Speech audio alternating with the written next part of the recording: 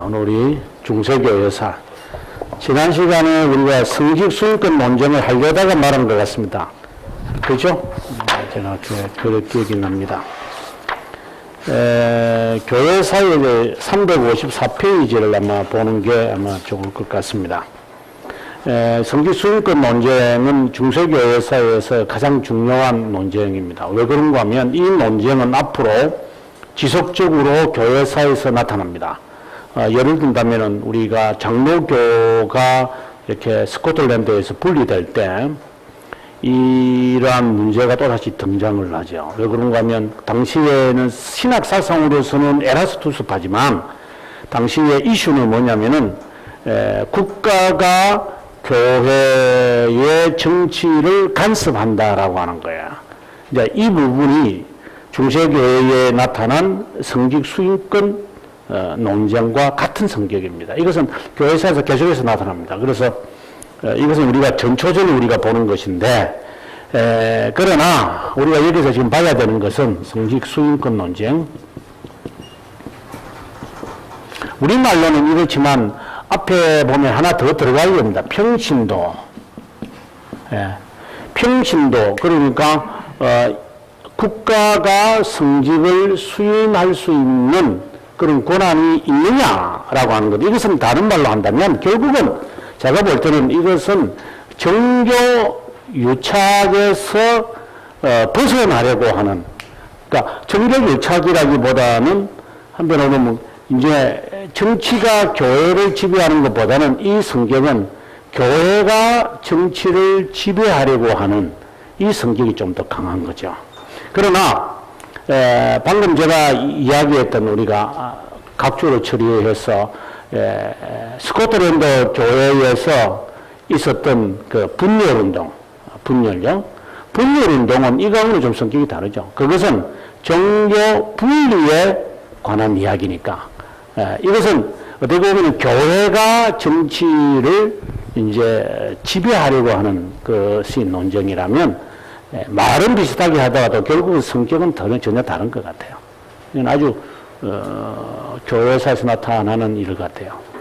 왜 성직수익권 논쟁이 일어나느냐 하는 배경을 먼저 우리가 간략하게 살펴야 될 것 같아요. 왜 이런 일이 생겼는가?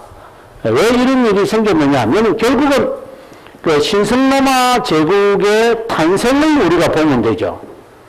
신성로마 제국을 탄생할 때에 로마 카톨릭이 만들어질 때 그 로마 제국의 힘을 빌려왔기 때문에, 그러면 로마 제국의 황제는 교회를 보호하는 사람으로 자기는 군림하거든요. 그래서 신성로마 제국이 아니고 로마 제국의 황제는요 무슨 권한을 갖고 있었냐면 초대교회부터, 그러니까 콘스탄티누스 때부터 보면 종교회의 개최권을 갖고 있습니다. 그래서 황제가 종교회의를 개최하는 겁니다. 우리가 이제 종교개혁식이 오면 의회라는 것을 합니다. 영어로는 다이어트라고 하는데 의회를 하는데 여러분 우리가 잘 알고 있는 의회라고 하면은 뭐 슈파이어 의회, 뭐 슈파이어, 뭐 우리가 종교개혁사에서 많이 나오는 슈파이어 의회, 또는 그 1526년, 1525년에 있었던 거고 26년에 있었던 것이고, 그 다음에 보름스, 우리 그 유명한 보름스 의회 같은 경우에 보면은 보시면 황제가 당시에 황제였던 까르 5세가 소집을 한 겁니다. 소집을 해야 의회가 모이는 거야.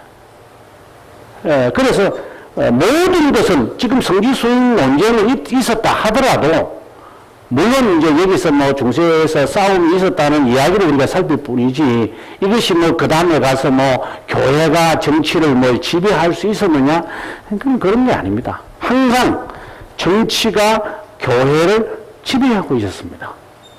이제 여기에서 이제 탈출하고 싶었던 것이 청교도들이었죠. 청교도는 절대적으로 이래서는 안 된다 라는 것이 이제 청교도였고, 그리고 종교개혁자들이었습니다. 이제 이런 것에 대한 신학적 사상은 뭐냐? 우리가 사상을 봤을 때, 이제 보통 분들은 이런 이야기하면 사상은 잘 이야기 안 하는 것 같은 내가 느끼게.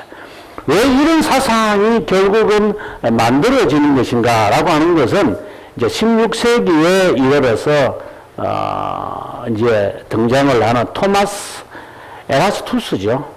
결국은 이 사람이 이제 나중에 이제 등장을 하는 거지만, 예, 이런 모든 것에 대한 신학 사상은 토마스 에라스투스가 갖고 있는 에라스투스주의가 등장을 합니다.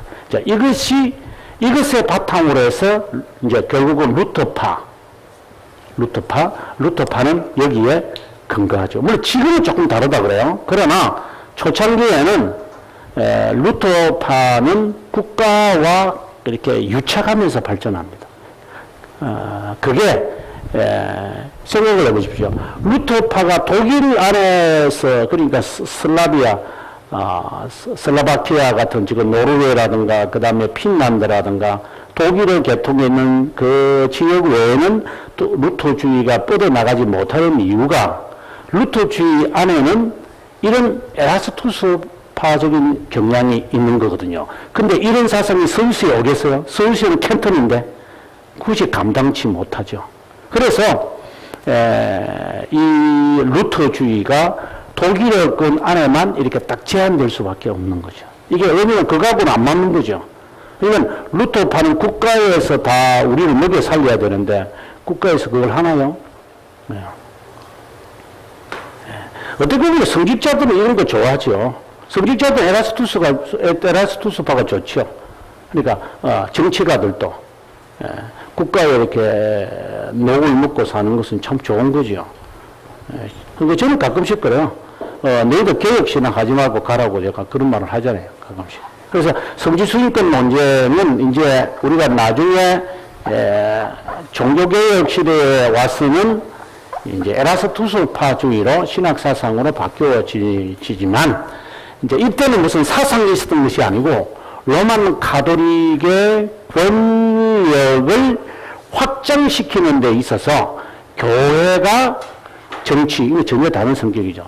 교회가 정치를 지배하겠다라고 하는 그런 성격에서 나타난 거죠. 그래서 이 논쟁과 함께 항상 동시에 봐야 하는 사건이 있는데 그것이 바로 십자군 운동입니다. 성지 수입권 논쟁과 십자군 운동과 성격이 똑같이 갑니다. 가다가 십자군 운동이 끝나면 성지 수입권 논쟁도 끝납니다. 그러니까 십자군 운동이 시작하면 성지 수입권 논쟁도 시작합니다. 이게 이제 이렇게 같이 가는 거예요. 이게 아주 흥미있는 이야기예요. 자, 그 도표를 보면 쉽게 이해할 수 있습니다. 한번 볼까요? 354페이지에 보면 교황권 논쟁 이렇게 해가지고 1077년 이렇게 되거든요. 그레고리오 7세가 십자군 운동을 일으키려 했다가 못 일으켰다는 이야기를 잠깐 제가 한 것 같은데 그 실패하거든요. 그래서 이 사람의 후임자가 누구냐면 우르반 2세입니다. 우르반 2세가 십자군 운동을 일으킵니다. 네. 그 다음 3차에 보시면 1296년에서 1303년인데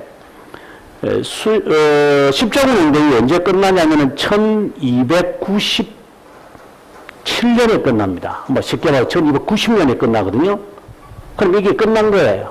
이제 그게 끝나면서 이제 필리포 4세가 이제 교황을 어디로 데리고 가느냐 하면 아비뇽으로 데리고 가는 거죠. 그러면 십자군 운동도 끝나고 교황권 논쟁도 끝나고 중세 시대도 이제 마무리되는 거. 이게 상당히 흥미있는 사건입니다. 근데 이것을 이 사람들이 로만 가톨릭이 알고 있을까요? 모르고 하죠. 이것이 그 역사를 보지 못하는 사람들의 안타까움이죠. 그 처칠이 그 노르만대 그 작전을 당시에 이제 아이젠하워가 이렇게 주도하잖아요.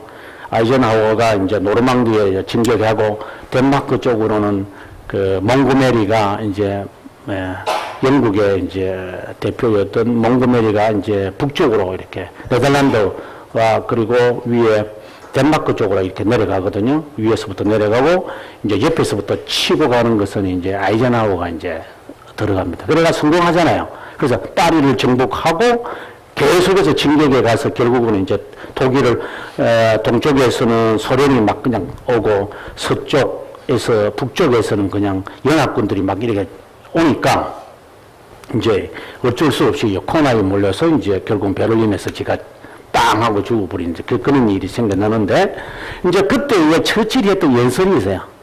처칠이 이제 이렇게 의회에 딱 가가 제일 한 말을 아마 유튜브에도 나올 거예요. 보면 이제 이거는 이제 완전히 이제 전세가 끝난 거니까 사람들이 막 박수치고 막 기립박수하고 딱 등장하니 기립박수하고 막 이러니까 이번에 하는 그 연설 가운데 이런 말이 있어요.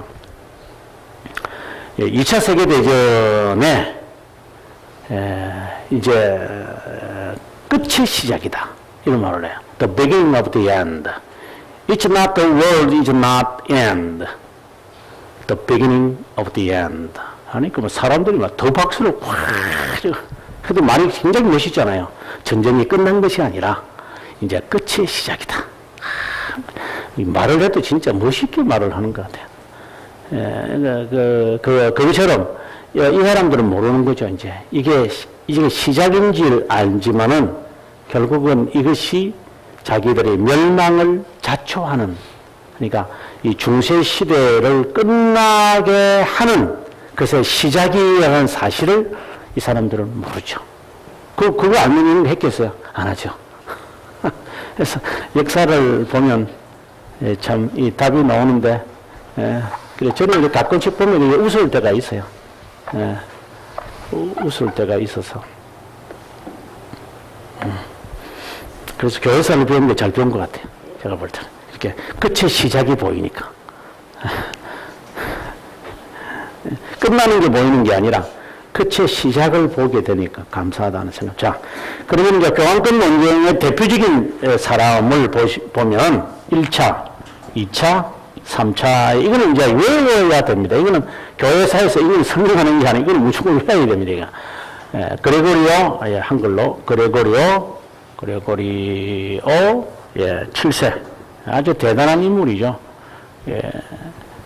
악명 높은 친구고, 그 다음에 하이니시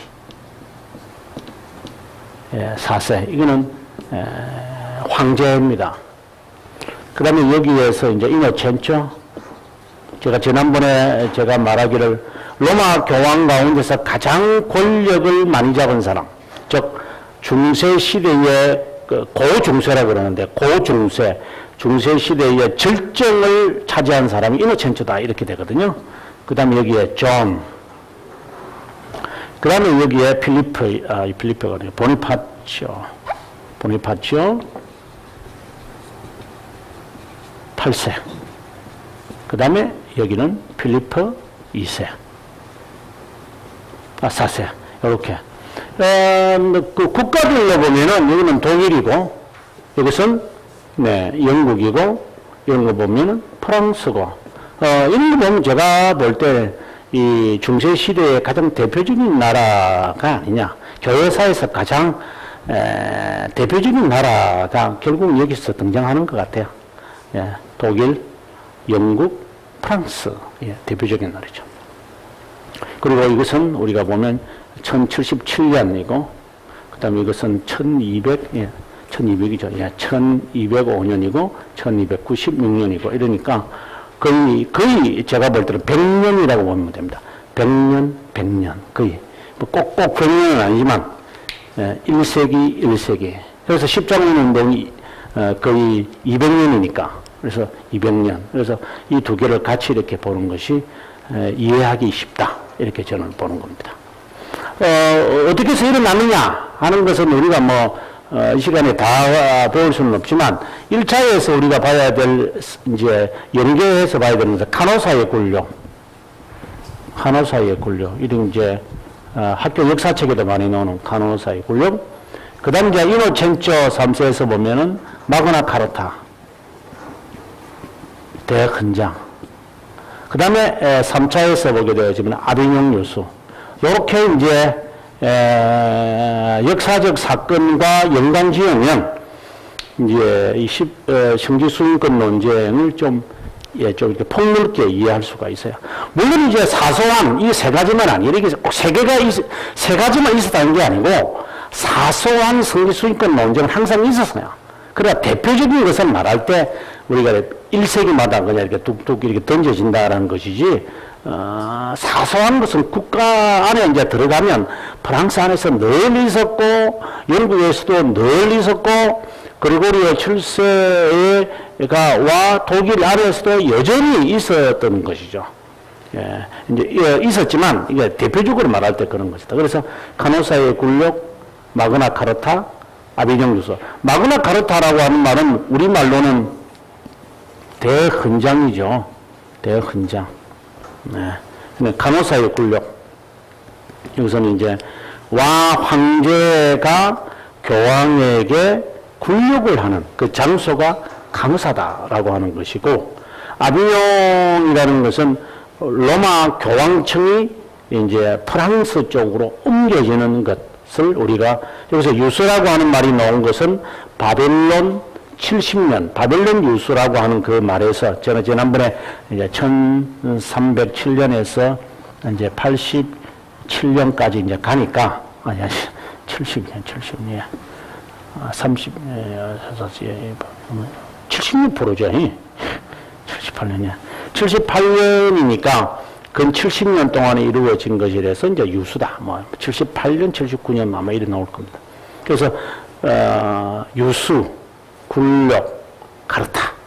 요거는 딱 이 중세교에서 딱 시험 치면 바로 이게 바로 딱 튀어나옵니다. 이거. 예. 중교 때 이거 나왔어요?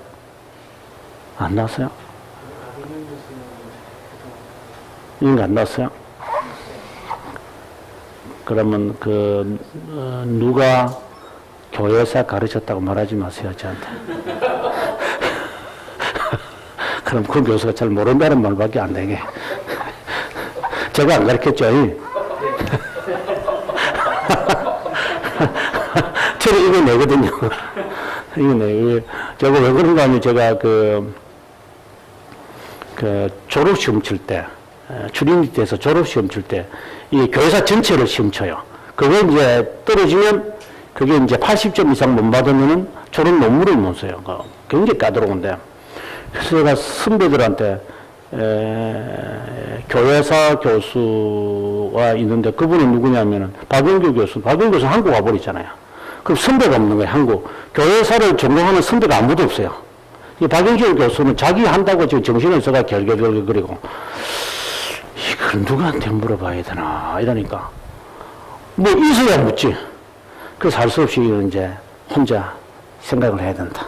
해가지고, 그때 당시에는 곤잘레스 책밖에 없었으니까, 곤잘레스 책을 다시 보면서, 내가 생각할 때 중요하다는 생각을 이렇게 딱딱 찍었죠. 나머지 놓으면 난 틀린다. 그래, 한 번 더 치면 되지 뭐. 이거 딱 생각을 하고 한 열 몇 개를 이렇게 딱 찍었어요. 딱 찍어가지고 시험장에 딱 가니까 이게 여지없이 딱 나오더라고. 그래서 뭐 하나님 은혜다 싶어가 쫙 그렸죠. 그 다음에 이제 초대교회는 뭘 생각했냐면은 분명히 4대 종교회의가 나올 거다. 그래가지고 4대 종교회에 달달달달 외워갔는데 딱 보니까 뭐 4대 종교회 나오는 거. 와, 그 다음에 이거 했지.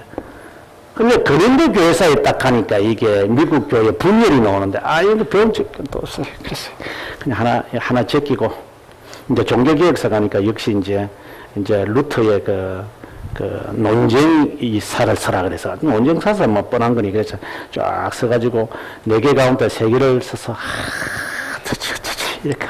그 다음 미국 분열은 한국에서 좀 들은 게 있어가지고, 걸쩍걸쩍 썼지요. 걸쩍 이렇게. 다른 애들 1시간 맞추고 가는데 저 혼자 2시간 썼지. 생각하면서 영어를 써야 되니까. 다 쭉 쓰고 난 다음에 이제 가져가서 나중에 결과 보니까, 논문 써라 그래서, 역시 감사하다. 그래서 예상 문제 12개 해서, 이게 적중했죠. 이거. 이건 굉장히 중요해요. 실제로 중세사회에서 매우 중요한 거예요.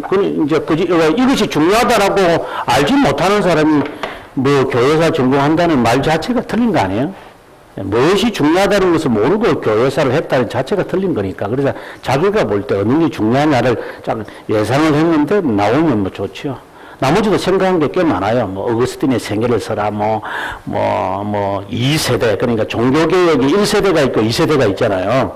칼빈까지를 어쨌든 1세대가 보고, 칼빈 다음에 이제 베츠나 멜랑톤이나, 그래 봐, 하이니히, 이제, 이런 사람들의 이 시대가 2세대니까, 이제 그 시대를 어떻게 이제, 설명을 하라, 이렇게 분명히 나올 거라고 생각을 하고, 이제 1세대, 2세대 요거 문제를 딱 생각을 하고, 있었는데 이제 그런 건 아니었는 것 같아요. 어쨌든 이거 중요하다는 말을 하다가 또한 심친 이야기가 나왔는데, 자 355페이지에 그리고리오 7세는 어떤 인물이냐는 말을 하기 전에 이 앞에 있는 부분만 읽으면 아마 우리가 쉽게 이해할 것 같아요. 보면 하인리히 3세의 장자인 하인리히 4세, 성탄절 독일 귀족들과 부친 헨리 3세가 참석한 가운데 6세의 나이로 독일 왕이 되었다. 하지만 모친 아그네스가 섭정왕이었다. 어린 양이 처한 상황은 그렇게 여유를 부릴 만한 상황은 아니었다. 문제는 75년에 터지고 만다. 하인리히 4세는 감독직들을 자유롭게 임명하는 권한을 주장한다. 뭐 당연했겠죠. 이것이 성지순인권 논쟁의 불길을 놓고 만 것이다. 다음에 76년 그리고리오 7세는 헨리를 출교시킨다. 교황의 출교 명령이 아랑곳하지 않고 독일 귀족들의 반발이 워낙 커졌기 때문에 하는 수 없이 헨리 4세는 교황과 화해하지 않으면 안 되는 어려운 상황을 직면했다. 이게 이제 우리나라 상황하고 연결을 지으면 여러분 쉽게 이해돼요. 지금 최근에 영화 가운데 나왔던 그 가운데 임금님의 사건 수첩이라는 거 혹시 제목은 들어보셨어요? 임금님의 사건 수첩? 그 사건 수첩 거기 나오는 그 왕이 제가 볼 때는 꼭 예종 같아요. 예종. 그 선조의 이제 둘째 아들이잖아요. 근데 이 사람은 14개월밖에 왕 못해요. 14개월. 굉장히 짧은 그 시기에 왕이 되어지는데, 그때 그 예고편을 보니까 이게 분당 정치, 이제 노론, 서론, 이런 애들이 그 왕을 이렇게, 그 사람 어린 나이거든요. 그래서 어린 나이에 그 왕을 이렇게 억누리려고 하는 그런 거. 결국 우리나라는 사색 당파 때문에, 결국 우리나라는 어려움을 겪는 거잖아요. 그것처럼 여기에도 지금 보시면 그래야 이제 이 말이 이해가 돼요. 당시에 하인리히 4세가 어린 나이잖아요. 그러니까 귀족들이 4세를 무시하는 거죠. 그런데 그 4세가 이제 성직 수임을 마음대로 하니까 교황이 볼 때는 이게 지 마음대로 한다. 그래서 귀족들과 함께 그레고리오 7세는 이제 힘을 합쳐버린 거죠. 그러니까 이게 이제 왕따 당하는 거죠. 하인리히 4세가. 이제 그렇게 하면 이해가 아마 쉽게 될 겁니다. 그 다음, 독일 귀족들과의 만남이 있는 아우구스부르크 의회에 참석하러 가는 도중, 왜냐면 교황하고 그리고리오 7세, 군주들하고 교황하고 이렇게 만나가지고 폐위시키려고 했거든요. 그러니까 이 사람은 자기의 생명이 지금 왔다 갔다 하니까 이걸 가서 이제 화해해야 된다. 이런 이제 상황이 됐겠죠. 그래서 이제 그리고리오 7세가 이제 눈 오는 날인데 카노사라고 하는 성에 머물고 있었다. 이게 이제 알프스 산맥에 있는 성입니다. 그러니까 이제 아우구스부르크가 알프스 산 지나면 아우구스부르크 있는 거 아니에요? 그렇죠. 그러니까 그걸 지나야 되거든요.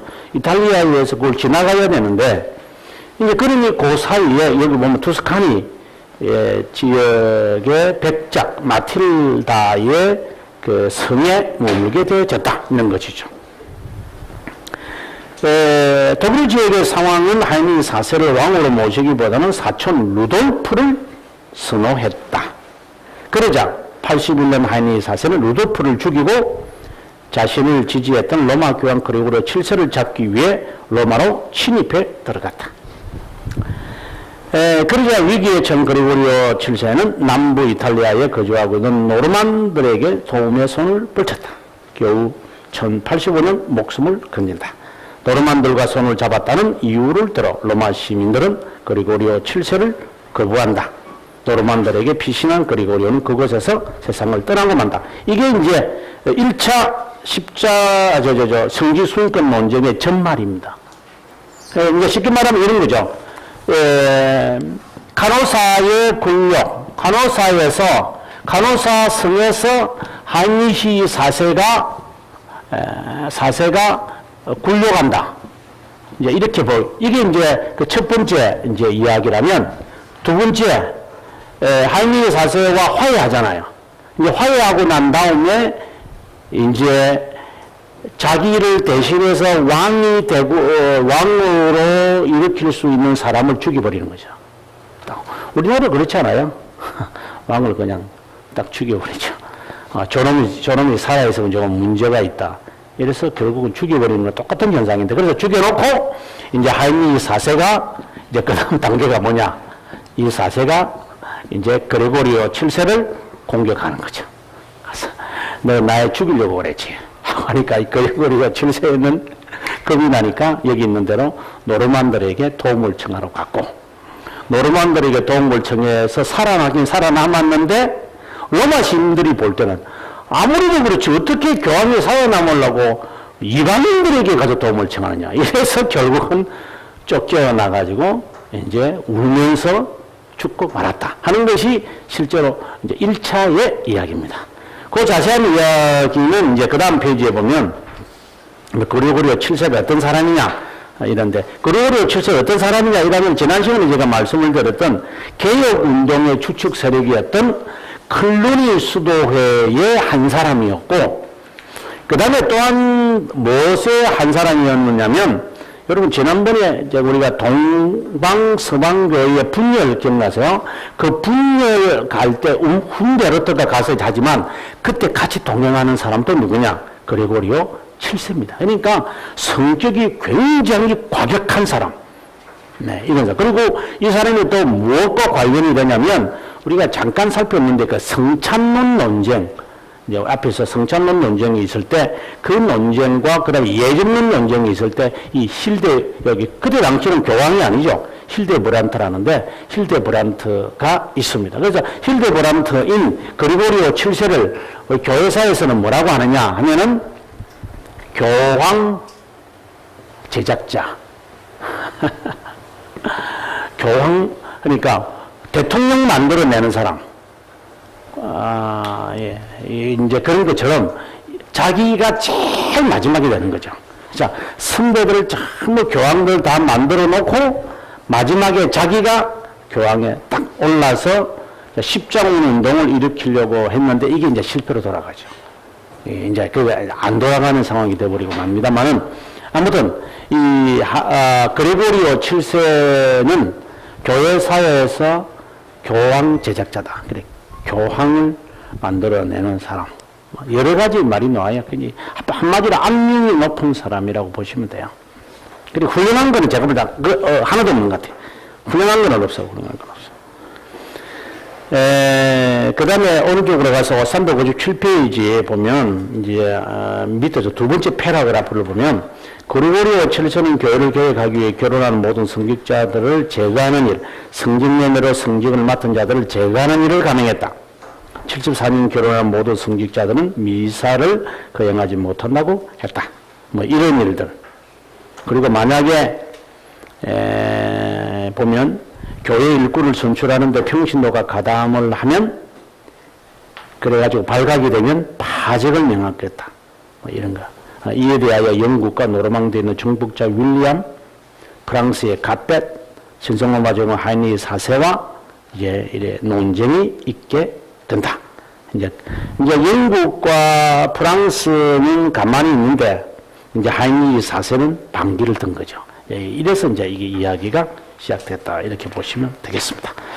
그럼 넘어가서 그들이 서로 오고 가는 그 이야기들이 있어요. 뭐, 하이니 4세가 이거 듣고 기분 되게 나쁘게 파직을, 출교를 당하니까 막 그냥, 편지를 쓰는 이야기. 편지를 주고 받는 거죠. 그러니까 358페이지 밑에 보면 이제 헨리가 화가 나서 이제 또 편지를 쓰고 뭐 이런 이제 이야기들을 제가 쭉 썼습니다. 나중에 한번 보시면 도움이 될 겁니다. 359페이지 밑에 가면 카노사의 굴력 1077년 Humiliation at Canossa 이렇게 이 역사에는 나오고요. 그러면 360페이지 가면 카노사 지금의 카노사의 모습입니다. 산 꼭대기입니다. 이게. 근데 산 꼭대기에 있는데 그래 산이라기보다는 언덕 꼭대기에 있는데 아니 지금 이야기는 이런 거거든요. 하이니 4세가 카노사 성에서 창문에서 바라볼 수 있는 거리에 3일 동안 눈 오는 날 맨발로 섰다. 그러는데 나는 아무리 봐도 이게 불가능할 것 같아요. 저 멀리 있는 저 사람이 뭐 누군지 어떻게 알아요? 이거 만원경으로 봤나? 갈릴레오가 아직도 이거 있지도 않았는 세상인데 무슨 만원경이 있었겠나 하는 생각인데. 그래서 저는 그 역사적인 그 이야기가 거짓말 같아요. 그러니까 많은 후대 역사가들은 뭐 무릎을 꿇고 뭐 맨발로 뭐 눈 오는 날 있었다. 그런 다 만들어낸 이야기다. 뭐 이렇게 사람들이 말하고 있습니다. 예, 저도 그렇게 봐요. 그러면 여기서 주목해야 될 것은 361페이지 가면은 그 성의 그 백작 마틸다를 봐야 됩니다. 왜 그런가 하면 그 다음 페이지에 보면 그 바티칸 성전에요 유일한 여성이 있습니다. 유일한 여성의 동상이 있는데 그게 바로 마틸다입니다. 저는 이해가 안 돼요. 마틸다와 같은 여성이 이 사람이 뭘 했다고 바티칸 대성당 안에 이 사람의 동상이 있을까요? 저는 여성사를 제가 다 썼지만 이게 난 말도 안 되는 거 보는 거죠. 그래서 분명히 제가 볼 때는 이 마틸다와 그레고리 7세 간에 뭔가 쌈싱이 있지 않았나 하는 생각이 드는 거죠. 저는 그렇게 보죠. 그렇게 보는 학자도 있어요, 실제로. 아니, 근데 왜 이 여자는 이렇게 갖다 붙여놨는지 모르겠어요. 굉장히 커요. 굉장히 커요. 아니, 다른 여성은 한 번도 없다니까. 이때 당시에 이분보다도 훨씬 더 그 중요한 인물들이 없었습니까? 우리가 그 흑사병이나 그리고 아비경 유수 시기에 있었던 그 여성가 갑자기 기억이 안 나는데 그 여성이 훨씬 존경스러웠죠. 근데 그 사람은 동상은 없고 그러니까 뭔가 있는 것 같아. 그러니까 이 사람 지옥가 있죠. 그 단대기에 보면 그리고리 7세가 지옥가 있거든요. 지옥까지. 그러니까 분명히 우리는 모르지만 그 시대 사람들은 알고 있었을 것 같아. 이거는 역사적 그냥 가정입니다. 이런 게 야사입니다. 야사. 자, 아무튼 그 대화가 극으로 나와 있거든요. 그래서 그 마틸다의 일본 그려놨잖아요. 왕과 교황 간의 사랑. 왕과 교황에 대한 마틸다의 사랑. 그러니까 이게 뭔가 있는 것 같아요. 자, 그 다음에 이제 넘어가서, 그 다음에 1차 이것이 마치고 난 다음에, 앞서 제가 이거는 이제 그냥 1막이고, 이걸 끝나고 난 다음에 어떤 사건이 나타났느냐, 그걸 봐야지 1차 그 교황권 논쟁의 이야기가 마무리되는 것 같아요. 그거 보시면, 363페이지 보면, 보름서 협약, 1123년이죠. 22년. 예. 1122년에 보름서 협약. 이제 이것으로 이제 1차 교황권 논쟁의 이야기가 끝난다. 이렇게 이제 이야기해요. 그 이야기 쭉 하는데 뭐 그 중간에는 그리 중요한 거 아닌 것 같고요. 364페이지, 그 다음 페이지에 가서 어떻게 마무리되어졌느냐. 이것이 더 중요한 것 같아요. 보면, 자, 이제 요 하나 더 그 재밌는 이야기 하나 하고 가야 되는데.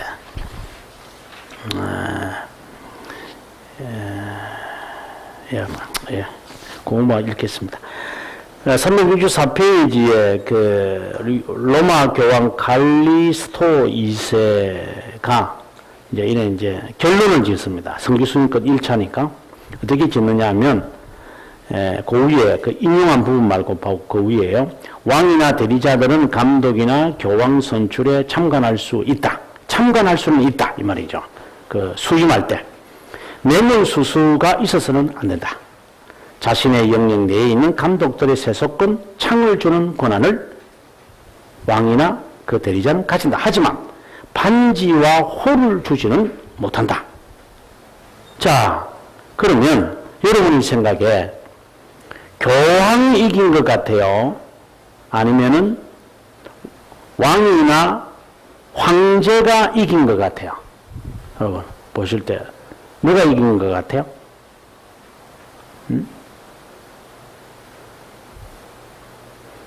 예? 대답해 보세요. 변목사님 누가 이긴 것 같아요?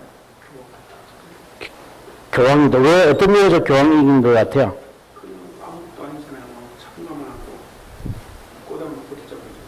꾸는 보릿자국이라고요? 제가 표현을 그려놨어요? 아, 재밌네. 교황이 반지와 호를 주는 거잖아요. 네. 그거 지켜보는 거잖아요. 네. 근데, 감독에게 세속권을 주는 권한을 누가 갖는다 했어요? 황제가 갖는 거죠. 황제나 왕이나. 그러나 영권은 주지 못한다. 이렇게 아주 결론이 내려졌는데. 자, 그러면 그 인용된 부분 한번 읽어봐야 되겠네요. 볼까요? 한 4줄 내려와서 선출된 사람은 왕으로부터 창을 받을 것이다. 그래 돼 있죠. 창을 받는 데 있죠. 그러나 그것에 따른 권한은 받지 못한다. 제국에 속한 지역에서 받은 자는 6개월 내에 황제로부터 창을 받아야 한다. 그 역시 그것에 따른 권한도 받을 것이다. 반지와 홀은 주지 못하지만 창을 준다. 이 창이라는 게 세속권한을 주는 건데. 그래요? 왕이 결정한 거에 대해서 임명은 교황이 해라. 그러면 이제 목사님 생각에는 네. 그러면 누가 승리한 거라고 보십니까? 왕이 걸렸죠. 이거 전혀 다르네요. 변호사님은. 결정한 거에 대해서 뭐 식은 거행할 수 없지만 뭐 반지와 호를 주는 그거는 임명하는 것은 교황이 해라 이런 거. 예. 회의를 거쳐가지고 수임을 교황이 선출되었을 때 그걸 먼저 이제 임명하는 것은 황제가 창을 주는 거죠. 그리고 난 다음에 이제 교회가 그 임명받은 사람한테 반지를 이제 주는 거거든요. 그러면 우선순위가 어디 있냐면 우리가 판단할 때는 교황이 있는 거죠. 교황이 아니라 참 황제가 있는 거죠. 만약에 황제가 그 회의에 참석 안 하면 어떻게 됩니까? 회의는 예, 회의 자체가 형성이 안 되는 거예요. 어쨌든 모셔봐야 돼. 앉아서. 이렇게 꾸미는 빗자루처럼 딱 앉아있어. 그래, 알았어. 다 지켜보고 있다가, 이분이 선출됐습니다면, 앉아. 하고 가버리면 또 가가지고 근데 결국은 도름스 협약은 무엇으로 결정났느냐? 황제가 우위에 있는 거죠. 결국은 그렇게 되고요. 근데 그것을 맺은 친구가 누구냐면 그 친구 아들, 헨리, 하인리히 아들 5세가 그렇게 하는 거예요. 아버지를 지켜보다가 이제 결국은 교황하고 타협을 하는 거죠. 내가 당신 따라가겠다. 결국 이렇게 되는 것 같아요. 그 다음에 이제 영국에 있는 이야기를 우리가 한번 보는데, 영국은 존이라는 사람, 존이라는 사람을 제가 그때 이노첸트 3세는 조금 이따 이야기하고, 존이라는 사람을 제가 누구라고 이야기했느냐면, 예, 존의 형이 누구냐면, 리처드입니다. 리처드 1세. 그러니까, 사자왕. 최근에도 보니까 사자왕 리처드 지금 영어하고 있더라고요. 리처드. 영국에서 뭐 아주 재밌는 왕이죠, 리처드. 근데 이 사람들의 아버지가 누구냐면 헨리 2세입니다. 이 2세는 진짜 대단한 왕입니다. 이 사람과 연관 있는 사건을 기억하셔야 됩니다. 이게 바로 캔터베리의 이야기의 순교자를 기억을 하는 토마스 베키드. 그래서 지금도 캔터베리 성당에 가면 이 토마스 베키드의 순교를 기념하는 장소, 여기서 그 사람이 칼을 찔려 죽였다, 그 살해를 당했다, 이런 그 토마스 베키드를 자기 친구입니다. 아주 중마고우입니다. 중마고우인데 헨리 2세가 이제 이 순교권을 지가 마음대로 하려니까 토마스 보고 네가 그 추기경 되라 이러니까 내가 이렇게 죄를 많이 짓는 내가 되면 되겠냐 이러니까 네가 돼야지 내가 좀 편하다 이래가지고 토마스를 이제 추기경으로 만든 거예요. 영국 전체를 책임지는. 그러면서 그 다음에 딱 베키드 행동을 딱 달리면서 이제 나는 너의 종이 아니라 하나님의 종이다. 이거 완전히 바뀌어. 그러니까 사사건 끝나도 토마스한테 이 헨리 2세를 계속해서 공격을 너 잘못됐다고. 그러니까 화가 나가지고 그냥 헨리 2세가 저는 죽여버리라. 이래가지고 이제 자격을 보내가지고 칼로 찔러 죽여버리죠. 이제 그걸 기념해서 이제 캔터베리에 이제 순례가 나오고 그 순례를 가는 사람들의 이야기가 이제 제프리가 쓴 캔터베리의 이야기가 되는 거죠. 이제 그 배경에, 그게 헨리 2세 이렇게 생각하면 좋고, 그 다음에 헨리 2세가 나면 또 하나 생각해야 될 사람이 있어요. 이 사람이 아내예요. 이 남자의 이 아내가, 이 또 여자가 대단한 여자예요, 또.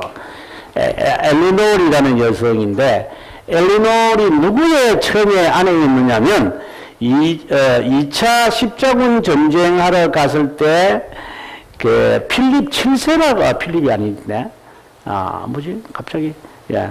그 왕과 결혼한 사람이에요. 좀 있으면 나오니까 제가 언급해 드릴게요. 근데 자기 남편이 전쟁에서 전쟁도 안 하고 도망쳐 오는 거 보고 화가 나가지고 엘리얼이 당신하고 이혼한다. 해가지고 돌아와가지고 누구하고 결혼하냐면 헨리 2세하고 결혼해버려. 재밌는 사람이에요, 이 사람이.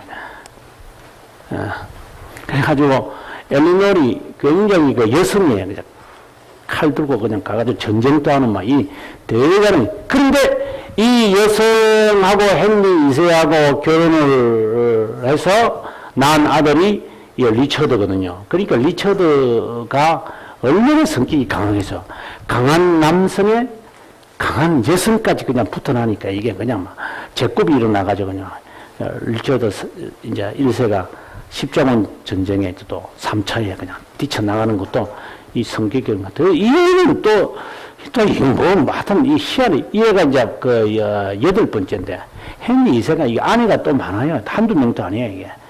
나는 이 왕들을 보면 또 꼭 강아지들 같아요. 강아지들 같아요. 우리나라도 그렇잖아요. 우리나라도 보면, 왕들 보면 다 강아지들 같아요. 사람이 아니라 강아지들 같아요. 또, 근데 여성들은 그런 거 좋아하는 것 같아요. 권력자 밑에 이렇게 어쨌든 실오라기가 하나 붙잡고 있는 걸 여성들이 또 좋아하는 것 같아요. 그게 또 여성들이 심리가 똑같은 거예요, 제가 보니까. 아니, 제가 역사를 보고 하는 말입니다. 우리 시대를 보고 하는 게 아니고. 자, 이제 그 배경의 이야기를 쭉 하는데, 이제 배경의 이야기를 어디서 이야기하느냐면, 366페이지 정복자 윌리엄, 노르망디의 이제 공작 이야기, 그 다음에 넘어가서 367페이지, 제가 이 윌리엄이 등장하면서, 바이킹의 역사는 이제 마무리됐다라고 했습니다. 이 사람이 했던 그 두 가지 큰 그 일이 있는데, 하나는 뭘 했냐면, 제가 여기 보면 둠스데이 북이라고 하는 것을 했다라고 말을 했습니다. 이건 아직도 남아 있습니다. 지금 1000년이 된 이 책입니다. 이게 뭐냐면 세금 보고서입니다. 이 사람이 세금을 거두기 위해서 가가호로 전부 다 적어요. 땅이 얼마다, 재산이 얼마다를 쫙 적어놓고 세금을 딱 매겨요. 그래서 얼마 받아야 된다. 그래서 왕권 강화를 윌리엄 1세가 합니다. 그 다음에 두 번째로 이 사람이 했던 게, 지금의 그 런던 타워, 그죠? 런던 탑이죠. 그건 바로 옆에 있죠. 타워 오브 런던이라는 성을 이 사람이 이제 짓는 거죠. 짓고 난 다음에 용병을 고용합니다. 그래서 호위병을, 지금까지는 영국에서는 호위병들이 없었죠. 그러나 왜? 돈이 없으니까. 돈이 있어야 되죠. 그러다 보니까 이런 호주들, 그러니까 군주들이 더 파워가 있었죠. 우리나라도 보면 그렇잖아요. 그래서 이제 이거 왕권 강화를 위하려면 제일 우리나라 역사를 보면 쉽게 해요. 우리나라 보면 왕권 강화하면 제일 첫 번째 해야 되는 게 세금을 걷어야 돼요. 돈이 많아야 돼요. 돈을 거두는 이유 가운데 하나가 뭐냐? 용병, 경비병, 자기의 호위병들을 강화시켜야 돼요. 그래야지 이 호족들이 나를, 군사들을 데리고 나를 위협 못하는 거. 이거는 딱, 역사에 딱 정해져 있어요, 이거는요. 딱, 그래서 세금과 호위병. 이거는 왕권 강화가 되게 돼 있어요. 이제 그 일을 이제 이 윌리엄 1세가 한 거죠. 예.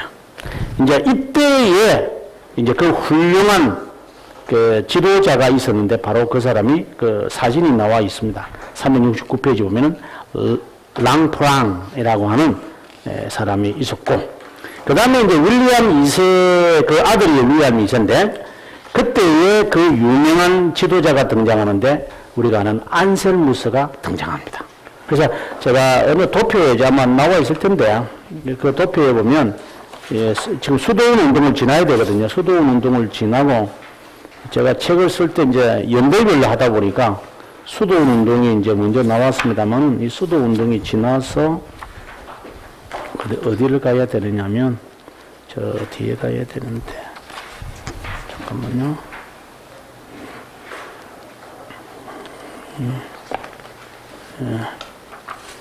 뒤에 가서, 예? 526명? 아, 이거 말고, 왕들하고, 영국의 왕하고, 그 다음에 제가 도표로 써놓은 게 있어요. 이상하다. 요즘에 제가 근현대 교회사 막 쓴다고 정신이 없다 보니까, 제가 미리 찾았어야 되는데, 그 도표를 봐야 여러분들이 이해하기 딱 쉽게 제가 딱 놓은데 이게 안 보이네. 2차 십자군 운동의 이야기거든요. 2차 십자군 운동 앞에서 찾아야 되겠네. 그 도표를 봐야 이제 이해가 됩니다. 2차 십자군 운동이 아니고 죄송합니다. 그 2차 성지수용권 논쟁. 그걸 봐야 제가 도표가 있을 거예요. 아, 여기 있네. 630페이지로 가야 되겠네요. 그러니까, 그 사이에 있는 다른 이야기를 제가 한다고 한 바퀴 빙 도는 거거든요. 예. 여기 있네요. 630페이지에 보시면 이 도표가 다시 나오잖아요. 그죠? 2차 교환권 논쟁의 이야기잖아요. 그죠? 마그나 카르타. 여기에 지금 이야기가 나옵니다. 쭉 지금, 이야기가 나오고요. 그 다음에, 이 이야기가 중요하죠. 그래서 여기 우리가 지금 372페이지에서 완전히 스킵을 해가지고 한 628페이지를 넘어서 지금 이야기가 나와야지 교환권 논쟁 2, 요걸 봐야 됩니다. 그러니까, 보시면 630페이지 도표가 다시 나오잖아요, 제가요.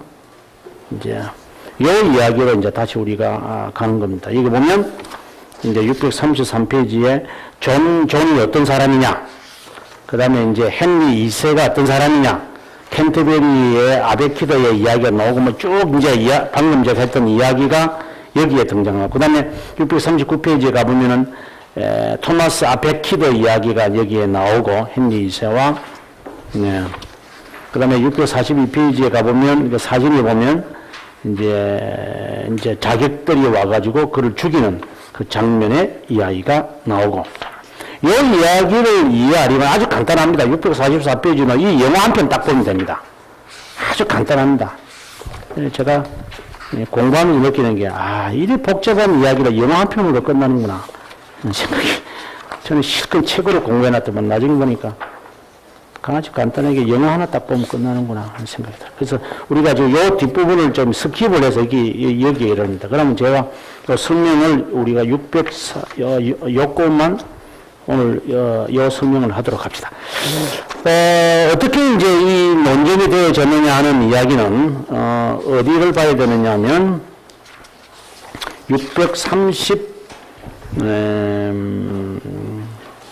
632페이지에 와서 이제 요 이야기가 전개됩니다.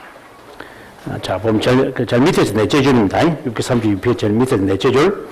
로마 교황으로 제쳐 3세 업적줄 가장 유명한 사건은 존 레클랜드와의 성지순권 논쟁에서 승리했다는 겁니다. 이건 승리하는 겁니다. 교황이 이 논쟁을 가리켜 방금 전에 저는 2차전 성지순권 논쟁이라고 불렀습니다.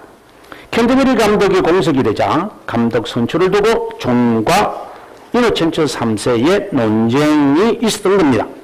이노첸초 3세는 스테파노 랭턴을 추천했고 존은 그 추천을 거부합니다. 그러자 이노첸초 3세는 영국의 파문장을 내리고 십자군 운동을 일으키겠다고 존에게 공갈 협박합니다.